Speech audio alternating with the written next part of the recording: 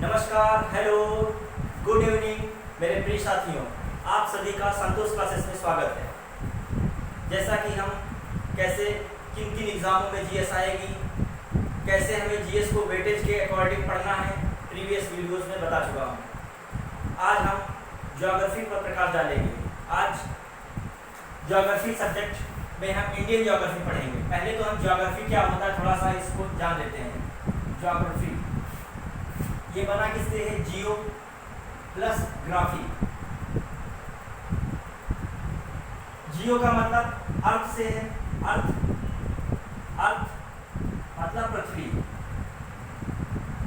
और graphy Latin भाषा का शब्द ग्राफोस है, मतलब टू राइट अबाउट, किसी के बारे में लिखना। To write about, to write about.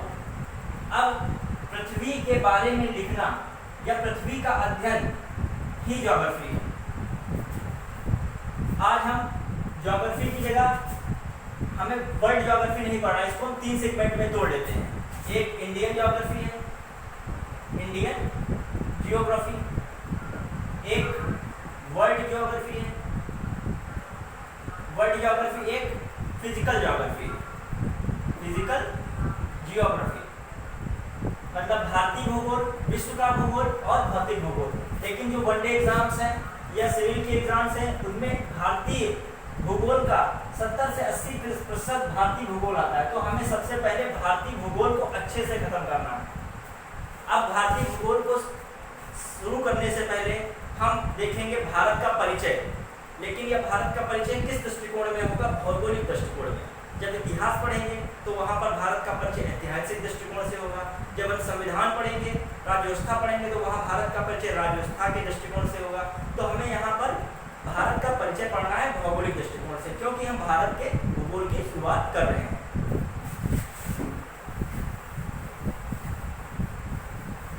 Bharat के भूगोल के प्रश्न ज़्यादा आते हैं और उसका हर एक टॉपिक इम्पोर्टेंट है। भारत का परिचय से भी 1-2 क्वेश्चन जरूर आते हैं, कम से कम। भारत का परिचय, भारत का परिचय, इंट्रोडक्शन ऑफ इंडिया। भारत के परिचय में जो हम शुरुआत करें तो पहले क्षेत्रफल से शुरुआत करते हैं। क्षेत्रफल में क्या, यह जो है यह सब जो है क्षेत्रफल है।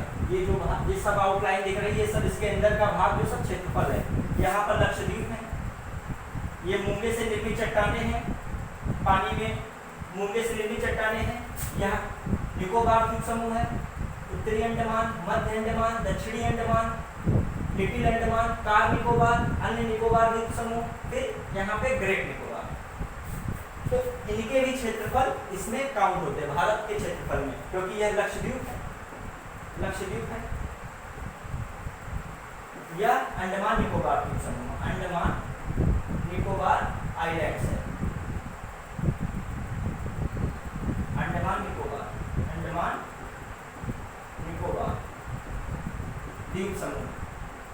ठीक, एक साधारण व्यक्ति को भी इतनी जानकारी होती है कि वह किस देश में रहता, भारत में रहता, वह लगभग ये भी जानकारी रखता है कि उत्तर में हिमालय है, यह सब रीजन जो है हिमालय क्षेत्र का है, यह सब जो रीजन है यह हिमालय है, यह रीजन लगभग हिमालय क्षेत्र का आता है, ये सब हिमालय पे आता है, यह रीजन हिमालय है, उत्तर में हिमालय है।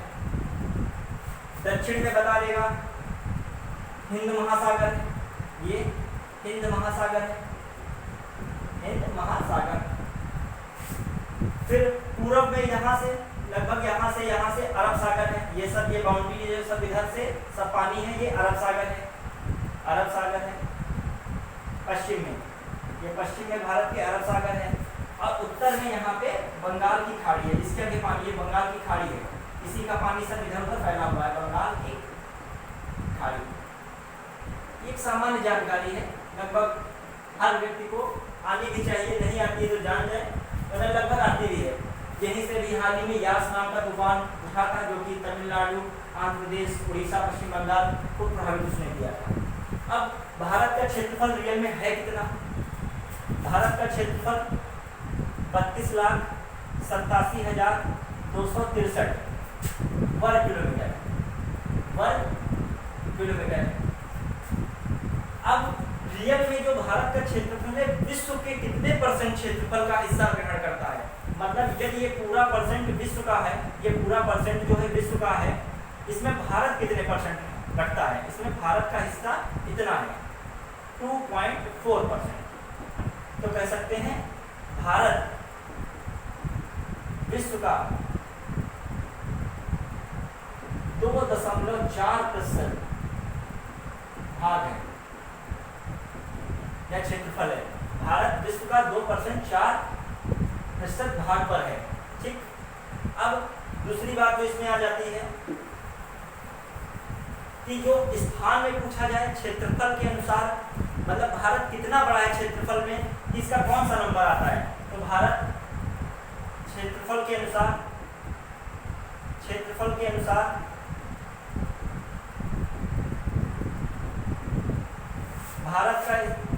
भारत विश्व में 7वां स्थान रखता है, 7वां स्थान रखता है। हालांकि इसके जब हम वर्ल्ड ज्योग्राफी पढ़ाएंगे तो इसके ऊपर वाले जो 1 2 3 4 5 6 7 है उनमें विस्तृत चर्चा होगी। जब महाद्वीप पढ़ाए जाएंगे कॉन्टिनेंटल, उसमें सारी चर्चा की जाएगी। लेकिन फिर भी हमें याद रखना है, यहीं पे हम थोड़ा उसको भी खत्म कर लेते हैं कि डायरेक्ट कहीं भी नहीं जाना है। फर्स्ट हम चर्चा कर लेते हैं, फर्स्ट कौन है। फर्स्ट में सबसे बड़ा क्षेत्रफल में रूस है, बचपन से सब लोग हम जानते हुए आ रहे हैं, रूस सबसे बड़ा देश है। सेकंड पे कौन है, सेकंड पे कनाडा है। इनकी विस्तृत चर्चा होगी, पूरा डायग्राम में बताएंगे, दिखाएंगे। कनाडा की राजधानी, कनाडा के तट, कनाडा की जो भी फेमस चीजें, लेक्स हैं, नदियां हैं, जो भी सब चर्चा बाद में होगी जब विश्व ज्योग्राफी पढ़ाई जाएगी। लेकिन यहाँ पर हम केवल बता रहे हैं सीक्वेंस। फर्स्ट पे क्षेत्रफल में रूस है, सेकंड पे कनाडा है, तीसरे पे अमेरिका। रियल में अमेरिका कौन सा, संयुक्त राष्ट्र अमेरिका। ये कौन सा अमेरिका, संयुक्त राष्ट्र अमेरिका, यूएसए कह सकते, यूएसए। ठीक, फिर फोर्थ पे आपका आता है चीन। सभी लोग काफी वाकिफ हो गए चीन से, चीनी वायरस। फिर पांचवा ब्राजील, गन्ने के लिए फेमस, कहवा कॉफी के लिए फेमस ब्राजील। ये अमेरिका, दक्षिणी अमेरिका महाद्वीप में सब पर विस्तृत चर्चा की जाएगी। छठा ऑस्ट्रेलिया, ये स्वयं में देश भी है, महाद्वीप भी है, ऑस्ट्रेलिया। तो हम, और सातवें पे तो अपना प्यारा देश भारत। ठीक, सातवें पे भारत हो गया। अब क्षेत्रफल में चर्चा करने के साथ थोड़ा सा और हम इसी चर्चा कर ले रहे हैं। हालांकि एग्जाम में नहीं इतना पूछा जाता है ये पॉइंट, लेकिन फिर भी जानकारी के लिए, ये जो लगभग इधर का हिस्सा है ये पाक अधिकृत कश्मीर में रहता है, POK, पाक अधिकृत कश्मीर, पाक अधिकृत कश्मीर, POK, पाक ऑक्युपाइड कश्मीर में जाता है। ये लगभग कितना परसेंट क्षेत्रफल है भारत के क्षेत्रफल का, लगभग 80,000 वर्ग किलोमीटर, लगभग है, लगभग वर्ग किलोमीटर। यहीं पर चाइना भी पीछे नहीं हटने वाला है, उसका भी अपना एक है क्षेत्रफल, उसने कब्जा है। लेकिन अब नहीं कब्जा सकते हैं, कभी कब्जा कर लिया था 1962 की लड़ाई, उसमें चीन ने अधिकतर क्षेत्रों पर कब्जा किया। लेकिन अब 1 इंच भी जमीन कब्जा करने की उनकी ना तो पाकिस्तान की औकात है ना चाइना की है। हालांकि प्रयास उनका जारी रहता है, मुठभेड़ें चला करते हैं। तो ये अक्साई चीन, यही अक्साई चीन है, ये क्षेत्र जो है ये अक्साई चीन का है, अक्साई चीन। ठीक, अब जो अक्साई चीन, इसके रूप में इनके पास कितना है, 37,000 वर्ग किलोमीटर, 37,500 कह सकते हो, 37,555 वर्ग किलोमीटर। तो ये चाइना के पास हो गया। और इन्होंने 5,000 वर्ग किलोमीटर और भारत का कब्जा शुरू में जो किया, अब तो इनका दम नहीं है कब्जा करने का। 5,000 वर्ग किलोमीटर और ये कब्जा प्लस कर चुके थे पाकिस्तान वाले शुरुआत में। तो ये इन्होंने, अपने पास तो कुछ नहीं है, लेकिन इन्होंने अपना 5,000 वर्ग किलोमीटर चाइना को दे दिया है, जो कि चाइना एक प्रोजेक्ट शुरू कर रहा है, CPEC, China Pakistan economic corridor, जो कि यहाँ से निकालने का प्रयास कर रहे हैं। यूरोप तक ले जाना है चाइना को अपना व्यापार करने के लिए, लेकिन भारत इसका विरोध कर रहा है। क्यों? क्योंकि भारत के सीमा रेखा में ये कहीं ना कहीं पड़ रहा है। अब क्षेत्रफल की बात हो गई, अब हम जनसंख्या पर बात कर लेते हैं। देश की जनसंख्या क्या है? ये सब क्वेश्चंस हैं, छोटे छोटे एग्जाम से लगा के बड़े बड़े एग्जाम में भी ये क्वेश्चन रख देते हैं, कथन के रूप में रख देते हैं। विश्व में दूसरे नंबर का देश अमेरिका कह दिया, बल्कि कनाडा है। भारत का क्षेत्रफल वर्ल्ड के क्षेत्रफल का कितने परसेंट? 2.4%। ये छोटे छोटे क्वेश्चन रख देते हैं, कंफ्यूज जाते हैं बच्चे। ठीक है, जनसंख्या पे बात कर लेते हैं। जनसंख्या छोटी छोटी समझी, भारत का परिचय है यहाँ पर, केवल परिचय।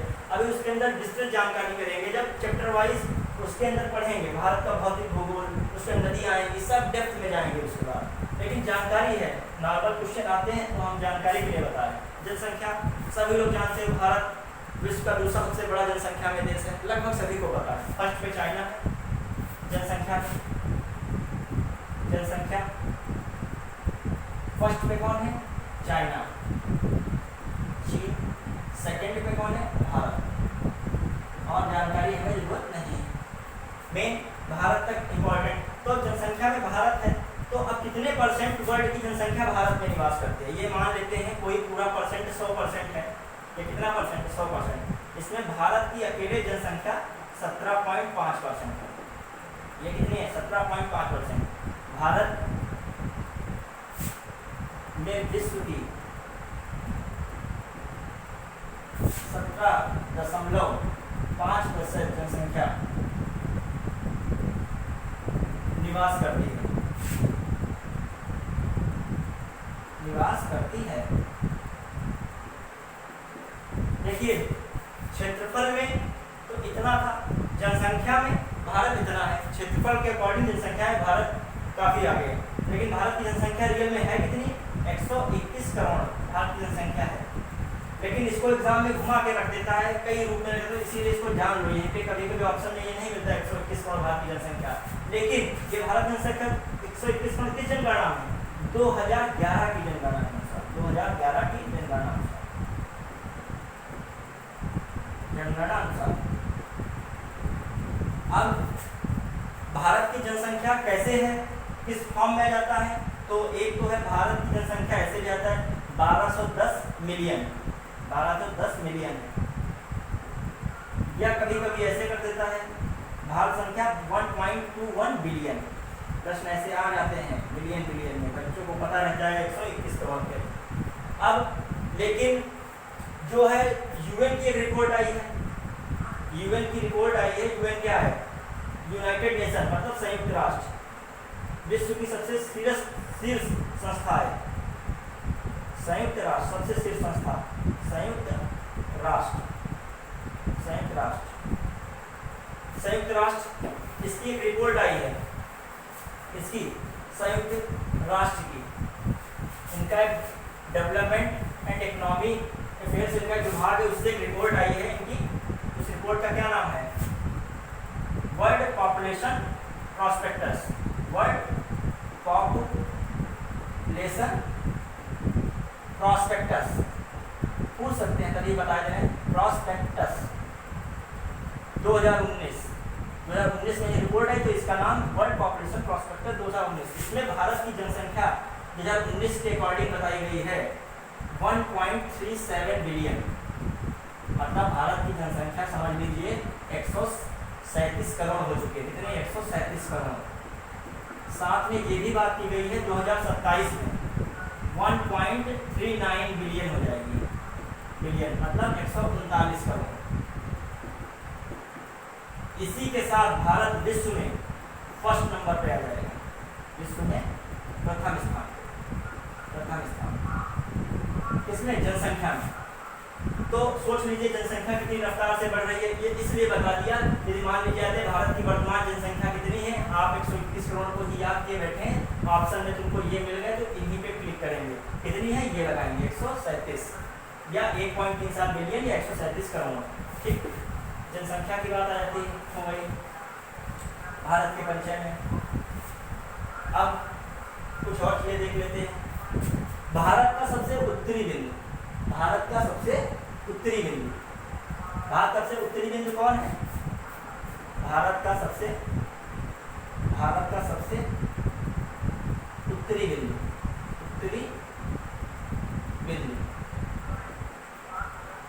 कौन है? इंदिरा कौल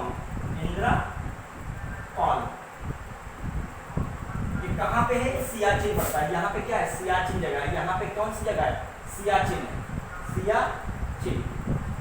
ये कौन सी जगह है, सियाचिन। ये कहाँ इलाका पड़ता है, सियाचिन।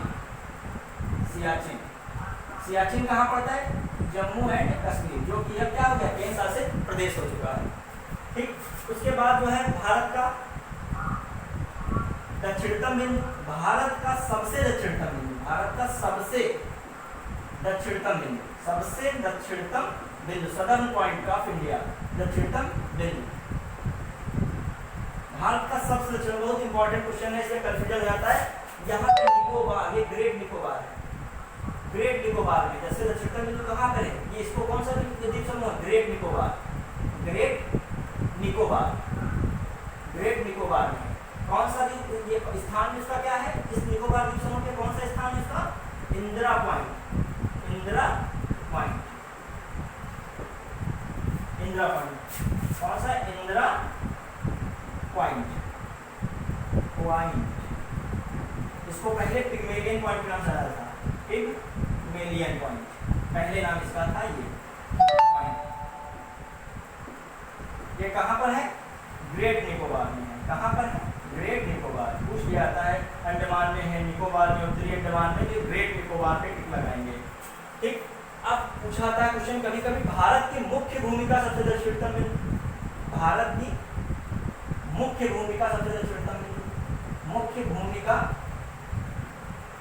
भूमिका सबसे दक्षिणतम बिंदु, सबसे दक्षिणतम बिंदु, सबसे दक्षिणतम बिंदु कौन है, कौन है, कन्याकुमारी। यहाँ पे क्या है, कन्याकुमारी, कन्याकुमारी तमिलनाडु में पड़ता है। कन्याकुमारी समुद्र में, इसका जो सीमा रेखा इसकी समुद्र में जाती है, तो कौन है, कन्याकुमारी। हमारा कहने का उद्देश्य ये है, जो प्रश्न आए, भारत की मुख्य भूमिका सबसे दक्षिणतम बिंदु कन्याकुमारी है। यदि ऑप्शन में क्वेश्चन ऐसे आता है कि भारत का सबसे दक्षिणतम बिंदु क्या है, उसमें ऑप्शन कन्याकुमारी है और आपका ऑप्शन इंदिरा पॉइंट, तो आप इंदिरा पॉइंट पे टिक लगाएंगे। भारत का सबसे दक्षिणतम बिंदु ग्रेट निकोबार में इंदिरा पॉइंट, भारत की मुख्य भूमिका सबसे दक्षिणतम बिंदु कन्याकुमारी। कंफ्यूजन बच्चों हो जाता है, इसीलिए इस पे डिस्कशन ज़्यादा कर दिया। फिर आगे बात आती है, कन्याकुमारी है कहाँ, तमिलनाडु में। फिर अब भारत का सबसे पूर्वी बिंदु कौन सा है, गौरा माता। यहाँ पर गौरा माता विभाग में पड़ता है। भारत का सबसे पश्चिमी बिंदु, और यहाँ से पश्चिमी बिंदु पश्चिम है, ये होता है उत्तर, दक्षिण, नॉर्थ, साउथ, ईस्ट और वेस्ट। तो सबसे पश्चिम बिंदु, पश्चिमी बिंदु, पश्चिमी बिंदु कहाँ पड़ता है, गौरमोता। क्या नाम है, गौरामोता लिख देते हैं, गौरमोता, गौरमोता कहाँ है, गुजरात में, गुजरात में। फिर जो सबसे पूर्वी बिंदु कौन सा है, यहाँ पे पड़ता है किबिथु, किबिथु, किबिथु, ये अरुणाचल प्रदेश में। कहाँ, अरुणाचल प्रदेश। भारत का सबसे पूर्वी बिंदु, पूर्वी बिंदु किबिथु, किबिथु, अरुणाचल प्रदेश, अरुणाचल प्रदेश। एक साथ इसी के साथ एक और चीज देख लेते हैं, भारत की उत्तर से दक्षिण तक की लंबाई कितनी है, 3214 किलोमीटर। भारत से पूर्व, पश्चिम से पूर्व तक की कितनी लंबाई है, 2933 किलोमीटर। समुद्र मानिए यहाँ से समुद्र शुरू होता है, इसका कुछ भाग समुद्र में जाता है, समुद्र शुरू हुआ तो समुद्र का जो ये सब सीमा रेखा है, गुजरात से शुरू होती है समुद्र की सीमा रेखा, ये सब समुद्र की सीमा रेखा जा रही है, भारत का तटवर्ती क्षेत्र है, मतलब ये जली सीमा है भारत की, ये पश्चिम बंगाल तक, समझ यहाँ पश्चिम बंगाल तक जो भारत की, यहाँ पर पश्चिम बंगाल तक जो है भारत की क्या है, ये सब पड़ जाता है। फिर ऊपर, इसके ऊपर ये बांग्लादेश यहाँ पर, तो भारत की जो तटीय सीमा है यहाँ तक लगभग जाती है जो पश्चिम बंगाल तक। तो ये सब क्या है, ये जली सीमा है भारत की, क्या है ये जली सीमा है, ये जली सीमा है भारत की पश्चिम बंगाल तक, ठीक। और गुजरात से कुछ हिस्सा ऊपर उठ के राजस्थान, यहाँ पर पंजाब, फिर ऊपर चले जाते हैं कश्मीर, जम्मू कश्मीर, फिर लद्दाख, फिर होते हुए यहाँ पर हिमाचल, उत्तराखंड, फिर उत्तर प्रदेश, बिहार, सिक्किम, पश्चिम बंगाल का कुछ हिस्सा, फिर अरुणाचल प्रदेश से होता हुआ नागालैंड, मिजोरम, त्रिपुरा, ठीक, ये सब क्या है, मणिपुर, ये सब स्थलीय सीमा है। ये सब क्या है, यहाँ से यहाँ से यहाँ से यहाँ से यहाँ से यहाँ से यहाँ से यहाँ से यहाँ तक स्थलीय सीमा है। तो भारत की स्थलीय सीमा की लंबाई कितनी है? स्थलीय सीमा की लंबाई, भारत की स्थलीय सीमा की लंबाई कितनी है? 15,200 किलोमीटर। और जो जलीय सीमा की लंबाई की बात की जाए तो जलीय सीमा है, ये जलीय सीमा, जलीय सीमा, जलीय सीमा, ये और इनके भी किनारे जलीय सीमा है, इनके भी किनारे जलीय सीमा है। और यहाँ पर जो वो द्वीप के छोटे छोटे लक्षद्वीप, उनकी भी जलीय सीमा है। तो भारत की कुल जलीय सीमा की लंबाई कितनी है? कुल जलीय सीमा की लंबाई कितनी है? सीमा की लंबाई कितनी है? 7,516 किलोमीटर। ये आपकी जलीय सीमा की लंबाई हो गई। अब क्या चर्चा रहती है? भारत का अक्षांशीय विस्तार क्या है? अब भारत का अक्षांशीय विस्तार की चर्चा हम करते हैं। भारत का अक्षांशीय विस्तार, अक्षांशीय विस्तार, जब हम तट रेखा पढ़ाएंगे तब बताएंगे गुजरात की तट रेखा सबसे लंबी है, या पश्चिमी तट पे सबसे लंबी गुजरात की है, या पूरे तट पे सबसे लंबी गुजरात की है। फिर सबसे छोटी किसकी है? गोवा की है तट रेखा। फिर हम पूरा पढ़ाएंगे पूर्वी तट रेखा, इसमें सबसे लंबी किसकी है? आंध्र प्रदेश की है। सबसे सेकंड लार्जेस्ट किसकी है? आंध्र प्रदेश की। वो सब बात होगी। कितने तटीय राज्य हैं? 9 हैं। कितने स्थलीय हैं बताएंगे। कितने जो हैं स्थल अवरुद्ध राज्य हैं, जब थोड़ा सा नक्शा इसमें पूरा बनाएंगे। जैसे यहाँ हरियाणा हो गया स्थल अवरुद्ध, जिसकी ओर ना जलीय सीमा हो और ना स्थलीय सीमा हो, वो स्थल अवरुद्ध देश कहलाते हैं। मतलब यहाँ पर हरियाणा है, ना उसका स्थलीय सीमा लग रही है ना जलीय। इसके बाद यहाँ पे एमपी है, ना उसकी स्थलीय सीमा कोई लग रही ना जलीय। फिर यहाँ पे तेलंगाना है, ना उसकी कोई स्थलीय सीमा लग रही ना जलीय। छत्तीसगढ़ है, ना स्थलीय ना जलीय। तो ऐसे कुछ राज्य हैं। ठीक, ये सब हम डिस्कस करेंगे जब मैदान, तट, ये सब आएगा। अब हम अक्षांशीय विस्तार, इस पर क्वेश्चन बहुत बनता है। अक्षांशीय विस्तार तो जानेंगे। पहले तो हम अक्षांश जानते हैं। ये पृथ्वी है, ये पृथ्वी है। इसको एक रेखा 20 से बराबर भागों में काट रही है, 2 बराबर भागों में विभक्त कर रही है। ये उत्तरी गोलार्ध हो गया, ये उत्तरी गोलार्ध, ये दक्षिण में से दक्षिणी गोलार्ध। ठीक, तो साउथ, ये साउथ हेमिस्फीयर, ये नॉर्थ हेमिस्फीयर। उत्तरी अर्धगोलार्ध, दक्षिणी अर्धगोलार्ध। काट कौन रही है रेखा? ये एक बीच से काटे, इसको जीरो अक्षांश कहते हैं। क्या कहते हैं? जीरो अक्षांश। इसका दूसरा नाम भी है, क्योंकि ये दोनों रेखाएं जो दोनों भागों को बराबर भागों में काट रही है, तो वही काट सकते हैं जो बीच से होती है। तो भू मध्य, भू के बीच में मध्य जा रही है, तो भूमध्य रेखा भी इसे क्या कहते हैं? क्या कहते हैं? भूमध्य रेखा। इसका एक और नाम है विषुवत रेखा। विषुवत रेखा, इंग्लिश में इक्वेटर लाइन कहते हैं। विषुवत रेखा, विषुवत रेखा जीरो अक्षांश होती है। फिर इसके ऊपर 1 अक्षांश, 2 अक्षांश, 3 अक्षांश, 4 अक्षांश ऐसे बढ़ जाते हैं। 6 अक्षांश, 7 अक्षांश, 8 अक्षांश, ऐसे अक्षांश बढ़ जाते हैं। यहाँ पर 90 अक्षांश तैयार होती है। ऐसे दक्षिण में होते हैं 1 अक्षांश, 2 अक्षांश, 3 अक्षांश, ऐसे 90 अक्षांश में होते हैं। 90 अक्षांश। अब देखते हैं अक्षांश का सीन। अब यहाँ पे एक 23.5 अक्षांश की रेखा आती है। एक 23.5 अक्षांश की रेखा आती है। एक उत्तरी में, ये उत्तर में 23.5 अक्षांश, एक दक्षिण में 23.5 अक्षांश, 23.5 अक्षांश साउथ। ये कौन सी? नॉर्थ, उत्तर में है। ये जानने से पहले थोड़ा और हम देखते हैं अक्षांश के बारे में। ऐसे करके 90 अक्षांश तक रेखा गई। 1 अक्षांश जीरो वाली खुद 1 अक्षांश हो गई, 2 अक्षांश, 3 अक्षांश, 4 अक्षांश, 90 अक्षांश तक। 90 हो गई ऊपर में, 1 2 3 4 5 6, 90 नीचे हो गई। तो कुल कितनी अक्षांश रेखाएं पूछा गया है एक बार। ग्लोब में कुल कितनी अक्षांश रेखा होती है?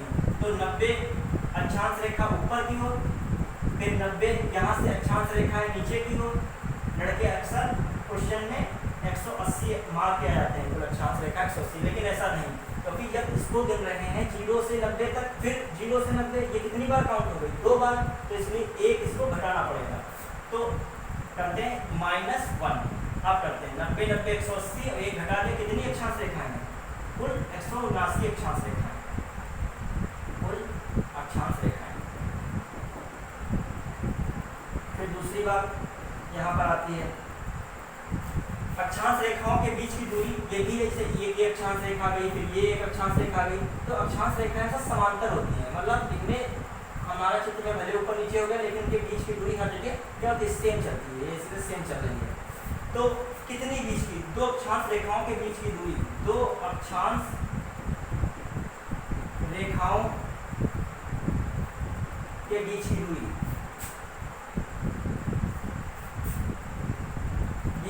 कितनी होती है, 111 किलोमीटर। एक चीज है, अक्षांश रेखाएं दूरी मापने के लिए सबसे बेस्ट तरीका होती है।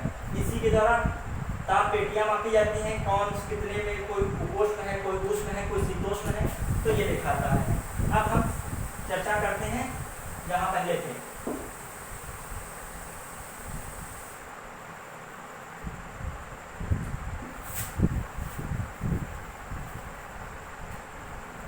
ये पृथ्वी की 0 अक्षांश, फिर हमने कहा था उत्तर में 23.5 अक्षांश, नॉर्थ और दक्षिण में 23.5 अक्षांश, ये दक्षिण भाग है, 23.5 अक्षांश, ठीक साउथ।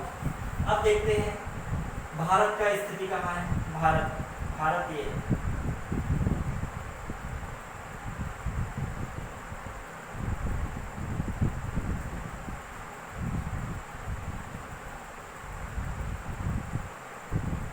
भारत बना, ये भारत का नक्शा यहाँ पर आ गया, भारत, ठीक, ये भारत हो गया।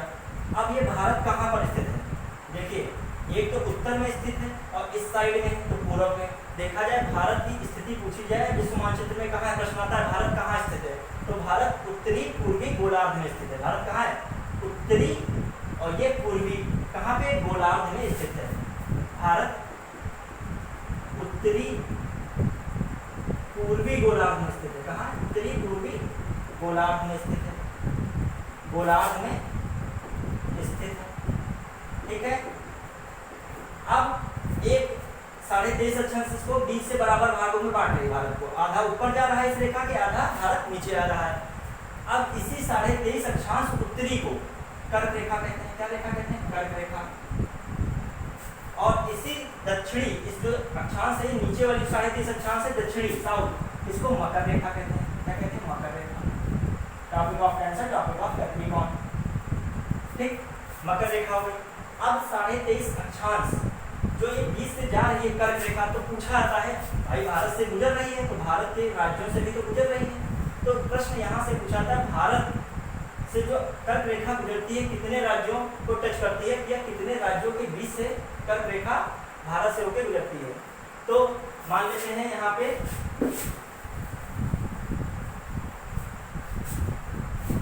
ये एक कर्क रेखा जाती है,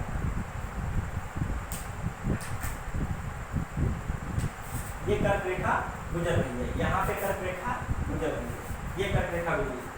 अब तो पहला तो प्रश्न यही रहता है भारत कितने राज्यों से कर्क रेखा को गुजरता है, या भारत कितने राज्यों से कर्क रेखा गुजरती है, तो 8 राज्यों से गुजरती है। भारत के 8 राज्यों से कर्क रेखा गुजरती है, भारत के 8 राज्यों से कर्क रेखा गुजरती है, कर्क रेखा गुजरती है।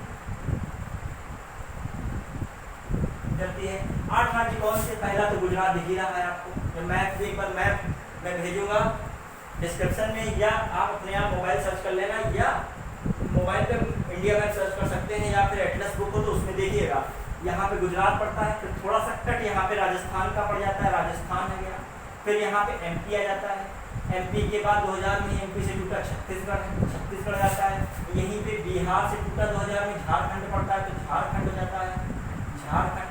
यहाँ पे पश्चिम बंगाल, अभी हाल ही में बहुत चुनाव वगैरह हुए तो खूब मामला, इसलिए पश्चिम बंगाल हाईलाइट रहा, मामला काफ़ी होते रहे, पश्चिम बंगाल हो गया, यहीं पे त्रिपुरा, तीनों ओर से, ये तीनों ओर से इससे बांग्लादेश से घिरा है, ये बांग्लादेश है, यहाँ पर ये क्या है, बांग्लादेश ऐसे बसा है, ठीक, तो बांग्लादेश से तीनों ओर से त्रिपुरा, ये त्रिपुरा है, ये त्रिपुरा, त्रिपुरा, तीनों और त्रि माने तीनों और पुरा माने पूरा, जो मतलब राज्य है, तो तीनों ओर से घिरा है त्रिपुरा, तो त्रिपुरा को भी टच करती है ये कौन सी कर्क रेखा। फिर जो है ये मिजोरम से होते हुए निकलती है, मिजोरम ये हो गया, तो कितने राज्य हो गए, त्रिपुरा, ठीक, और ये मिजोरम। लगभग जो राजधानियां हैं, गुजरात की गांधीनगर, ठीक, और इसका शहर जैसे है अहमदाबाद, ये भी कर्क रेखा के पास है। राजस्थान तो चलो जोधपुर वगैरह पास में है, इसकी राजधानी नहीं पास में है, यहाँ पे कर्क रेखा। एमपी में की राजधानी जो भोपाल है वो भी इसके पास में है, उज्जैन भी पास है, ठीक। छत्तीसगढ़ में रायपुर पास में नहीं है इसके, झारखंड में रांची इसके पास है, वेस्ट बंगाल कोलकाता भी कर्क रेखा के समीप है, त्रिपुरा में अगरतला समीप है, मिजोरम में आइजोल समीप है। तो कहने का मतलब राजस्थान का जयपुर जो छोड़ दें, राजस्थान की राजधानी जयपुर, ये इसके पास नहीं है इतना।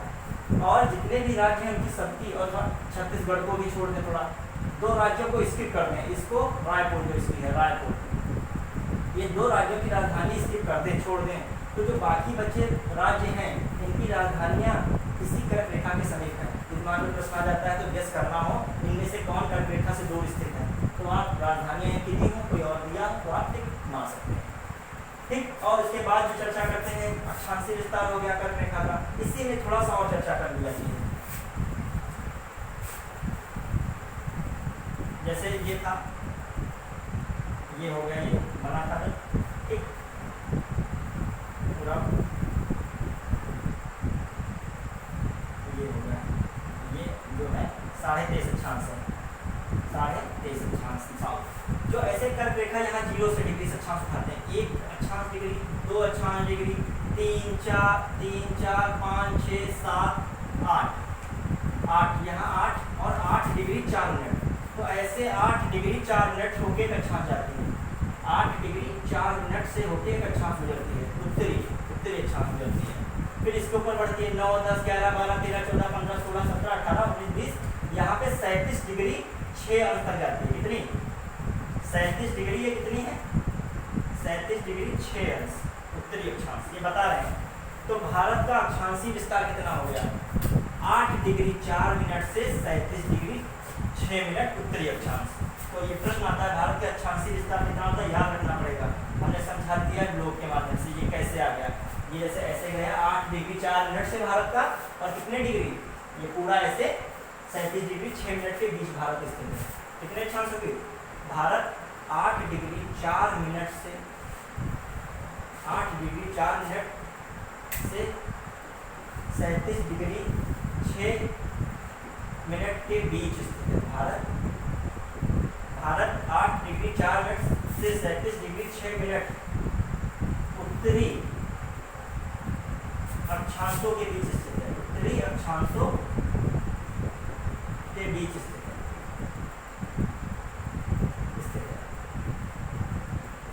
ये उत्तरी जरूर याद रखना है, क्योंकि हमें दक्षिण में नहीं है। अब जब देशांतर की बात करेंगे तो देशांतर में कितने हैं, ऐसे से देशांतर के बीच आ जाएगा। अब देशांतर पर चर्चा करते हैं। तो कर्क रेखा कितने राज्यों से गुजर रही है, सीक्वेंस भी याद रखेंगे। पश्चिम से पूर्व की ओर, एक गुजरात हो गया, समझ में तो आ ही रहा है।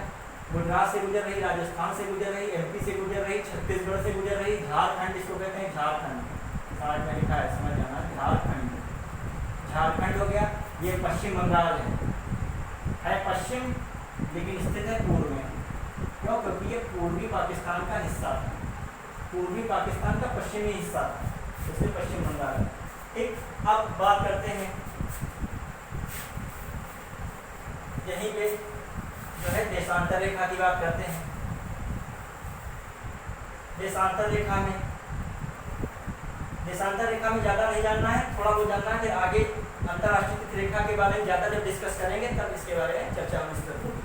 पहले जो 1 से 0 डिग्री देशांतर गुजरती है, 0 डिग्री देशांतर गुजरती है, कितने 0 डिग्री देशांतर 20 से एक रेखा गुजर रही है। इसी को प्रधान यामोत्तर रेखा भी कहते हैं, प्रधान यामोत्तर रेखा। यह इंग्लैंड के जो है ग्रीनविच सिटी है, तो वहां से निकलती है, उसे ग्रीनविच मीन टाइम भी कहते हैं, ग्रीनविच मीन टाइम। इसी से पूरे मानक समय देखे जाते हैं, ग्रीनविच मीन टाइम से ही, इसी से सारे देश अपने समय का निर्धारण करते हैं। एक चीज बताते चले, अक्षांश रेखाएं दूरी का निर्धारण करती हैं, देशांतर रेखाएं समय का निर्धारण करती हैं। अब ये ऐसे चलते चले जाते हैं, ये मान लो 1 डिग्री देशांतर, 2 डिग्री, 3 डिग्री, ऐसे करते यहाँ तक 180 डिग्री देशांतर हो जाती है। कितनी यहाँ तक 180 डिग्री पूर्वी देशांतर, पूर्वी देशांतर।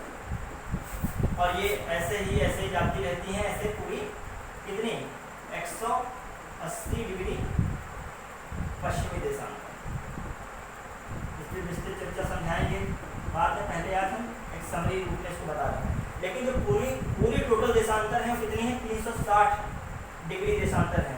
360 देशांतर रेखा कह सकते हैं, तो पूरा जो इनका एंगल बनता है 360 डिग्री देशांतर बनता है। पूरा 360 ऐसे पूरा कर लेता है, कितना 360 डिग्री देशांतर रेखा कितनी बनती है, 0 डिग्री से स्टार्ट होती है, 180 होते हुए पूरा कवर करते 360 डिग्री देशांतर होती है। 360 डिग्री देशांतर। अब जो पूरा 360 डिग्री का वृत्त होता है, तो ये पूरा जो सर्कल है, जो पृथ्वी जो घूमती है वो 24 घंटे में पूरा कर लेती है। तो पूरा पृथ्वी जब घूम रही है 360 डिग्री, तो कितने के बराबर, 24 घंटे। 24 घंटे बराबर 360 डिग्री देशांतर, 360 डिग्री देशांतर। अब 1 आवर बराबर 360 बटे 24, गुणा कर दो, भाग कर दो, 24 गुना 24 दिया, फिर 2 15 30, तो 15 डिग्री देशांतर। क्यों बता रहे हैं समझेंगे। हमारा यहाँ से क्या आया कैलकुलेशन, इसको ऐसे भी लिख सकते हैं, 15 डिग्री देशांतर बराबर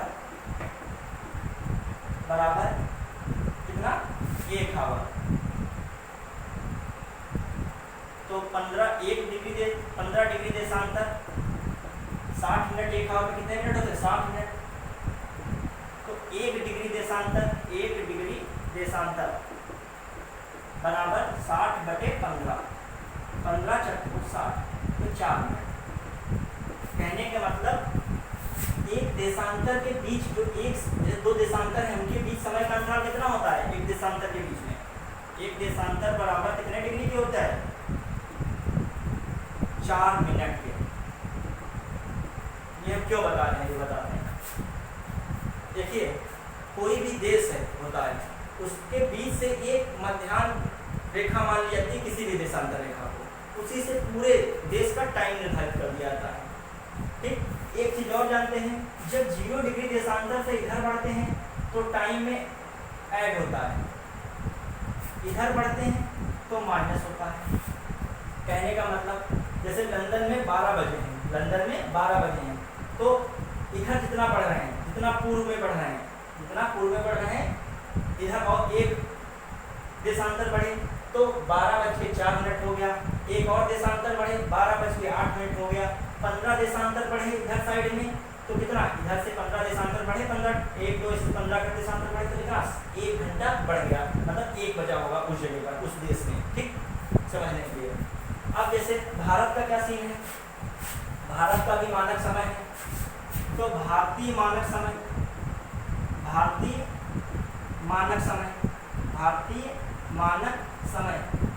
कितना माना गया, कितने देशांतर है, प्रश्न आता भी है, 82.5 अंश पूर्वी देशांतर। भारतीय मानक समय कितना माना गया, पूर्वी देशांतर। ये देशांतर रेखा उत्तर प्रदेश में कहाँ से गुजरती है, इलाहाबाद में एक नैनी जगह है, वहां से गुजरती है। इलाहाबाद का नाम प्रयागराज वर्तमान में हो चुका है, प्रयागराज आया, कंफ्यूज नहीं होंगे। ठीक, और दूसरी बात, कहने का मतलब 82.5 अंश देशांतर। अब भारत मान लीजिए यहाँ पे स्थित है,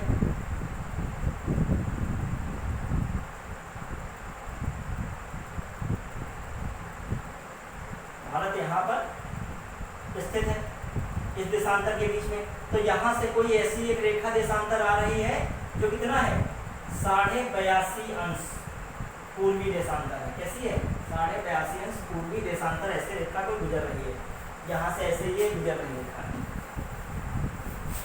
जैसे ये रेखा ऐसे गुजर रही है, यहाँ से ऐसे एक रेखा, यहाँ से ऐसे एक रेखा गुजर रही है। ठीक, तो ऐसे एक रेखा गुजर रही है, तो वो देशांतर रेखा किन राज्यों से होकर गुजरती है, प्रश्न ये भी बनता है। ठीक, ये कौन सी रेखा है, 82.5 अंश पूर्वी देशांतर। पूर्वी देशांतर रेखा, देशांतर रेखा। ठीक, ये भारतीय मानक समय है। क्या है? इंडियन स्टैंडर्ड टाइम, भारतीय मानक समय भी कहा जाता है इसे। तो यहाँ पहले तो उत्तर प्रदेश पड़ जाता है, फिर यहाँ पे थोड़ा एमपी का कट मिलता है, फिर थोड़ा सा छत्तीसगढ़ का कट मिलता है, मतलब 3 राज्यों से होकर गुजर गया। फिर यहाँ पे उड़ीसा पड़ता है, उड़ीसा से गुजरती है। फिर यहाँ पे आंध्र प्रदेश पड़ता है, आंध्र प्रदेश, आंध्र प्रदेश प्रदेश पड़ता है। तो इतने राज्य से गुजरती है। नंबर 1 उत्तरी यूपी, उत्तर प्रदेश, दूसरा एमपी, तीसरा छत्तीसगढ़, चौथा उड़ीसा, पांचवा आंध्र प्रदेश से पूछा गया है। इनमें से भारतीय मानक समय जो कि 82.5 पूर्वी देशांतर रेखा है, किनसे होकर नहीं गुजरती है। ऑप्शन में दे दिया, जैसे कोई दे दिया, ऐसा क्वेश्चन आ गया। पहला तो भारतीय मानक समय रेखा या 82.5 अंश पूर्वी देशांतर, 82.5 पूर्वी देशांतर कुल कितने राज्यों से होकर गुजरती है? कुल राज्यों से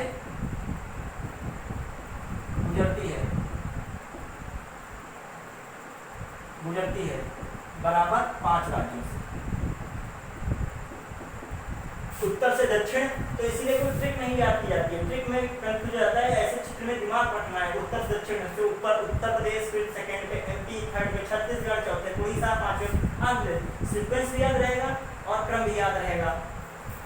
तो कौन से राज्य हैं? उत्तर से दक्षिण की ओर, उत्तर से दक्षिण। एग्जाम का स्टैंडर्ड पढ़ना है तो क्रम का भी ध्यान रखा जाता है, क्रम भी दे सकते हैं। तो यूपी हो गया, फिर एमपी हो गया, फिर छत्तीसगढ़ हो गया, इसको लिख देते हैं,